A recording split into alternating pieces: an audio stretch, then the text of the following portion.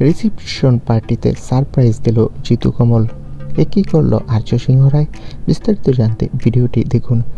জিতু কমল মানেই স্পষ্ট কথা, নিজের জায়গায় অটল, এমন এক অভিনেতা, সবেতেই আলাদা ব্যক্তিত্ব।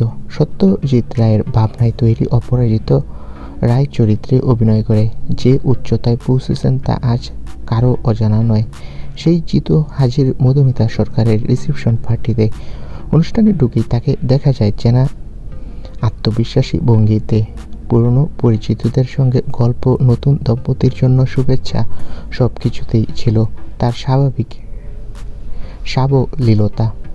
এরপরই আসে সেই মুহূর্ত যেটা নজর কাড়ে সবার।